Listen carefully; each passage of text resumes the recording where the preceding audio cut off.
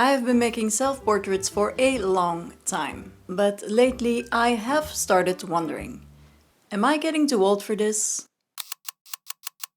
So I turned to the work of other photographers to find some answers.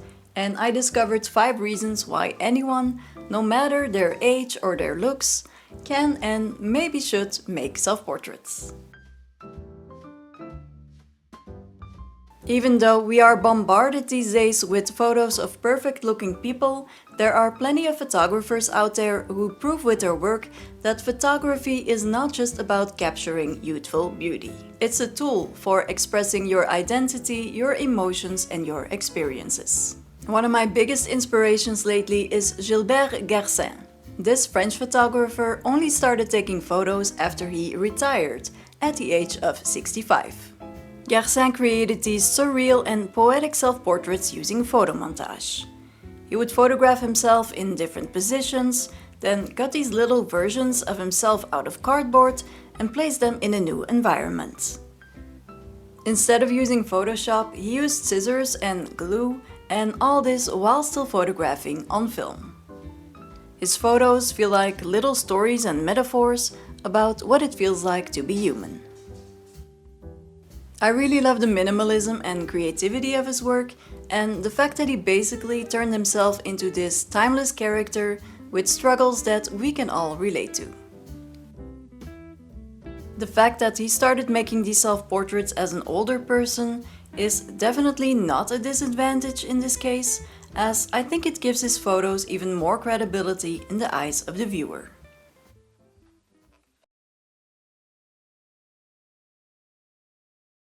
You simply don't stop being a person with a story to tell just because you turn 30 or 60 or even 90. If anything, your story becomes more powerful. I found this little book by Willy Ronis, a French photographer best known for his street photography in post-war Paris. But what is special about this book is that it is filled with self-portraits that he made over the years. From when he was 16, when his dad gave him his first camera, until all the way when he was in his 80s.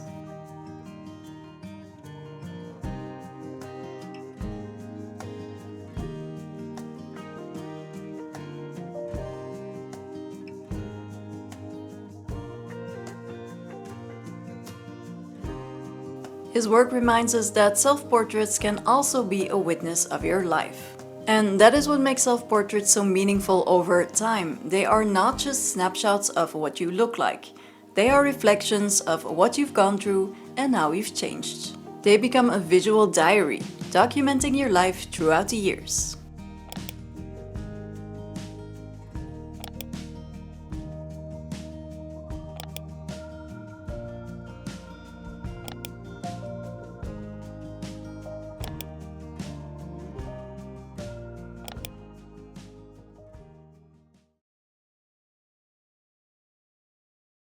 When you make self-portraits as someone who doesn't fit the conventional beauty standards, you're basically challenging the idea that the only people who deserve to be photographed are the young and the flawless. So simply choosing to show yourself as an imperfect person becomes a small act of rebellion.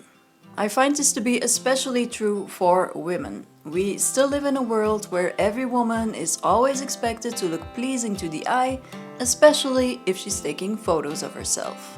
One artist who clearly questions this is Yayoi Kusama.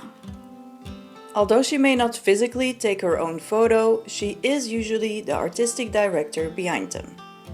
Well into her 90s now, Kusama often shows herself dressed in her own signature polka dots, surrounded by surreal environments full of color and patterns.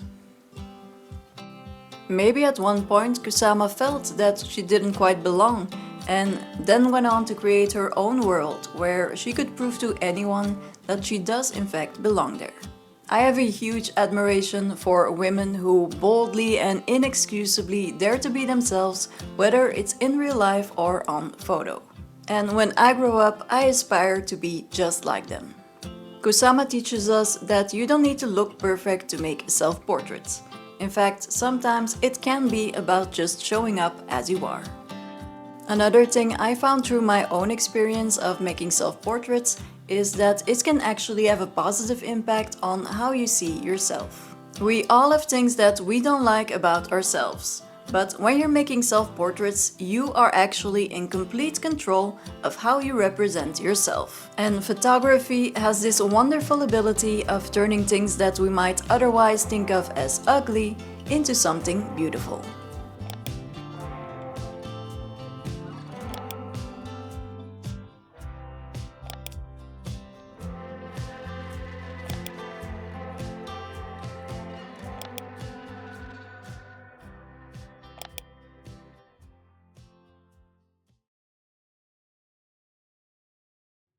Creating self-portraits can also be meditative and sometimes even healing.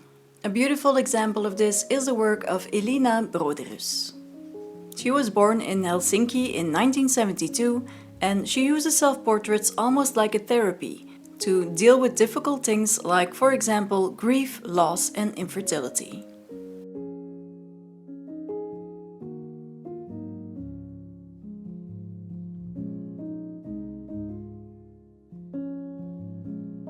In her work Annunciation, she talks about her struggles with infertility.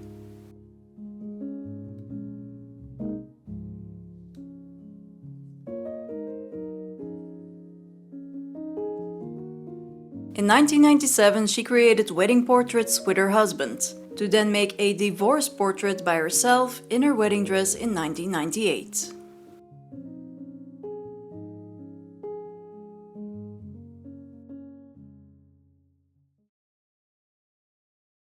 Unlike selfies, which can often be about external validation, self-portraits are about process, introspection, and creativity.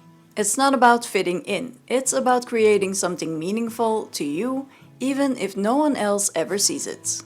Vivian Maier is such a powerful example of this. She was a nanny by profession, but she spent decades taking photographs, thousands of them, many of which were self-portraits. She'd capture her reflection in mirrors, shop windows, puddles, and even shadows.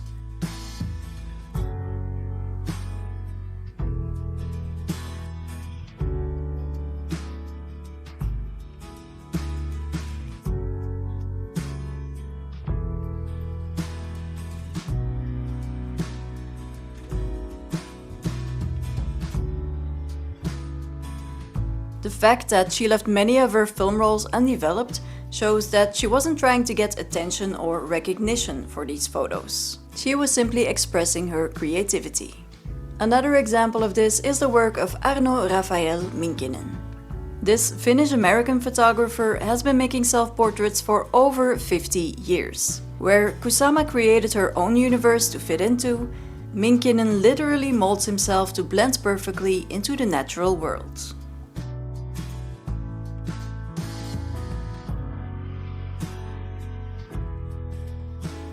So far, Minkinen has made self-portraits in 30 countries around the world and 30 American states.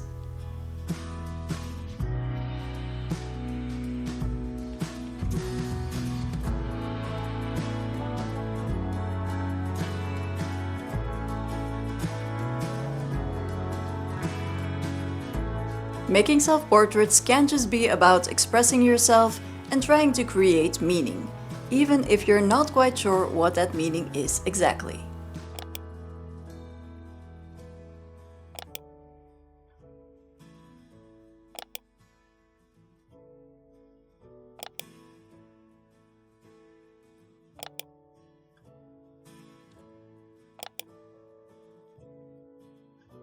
So if you're still wondering whether self-portraits are right for you, the answer is yes. No matter how old you are, what you look like, or what phase of your life you're in right now, the time is always right to make self-portraits. Thank you so much for watching, and I'll see you in the next one. Bye!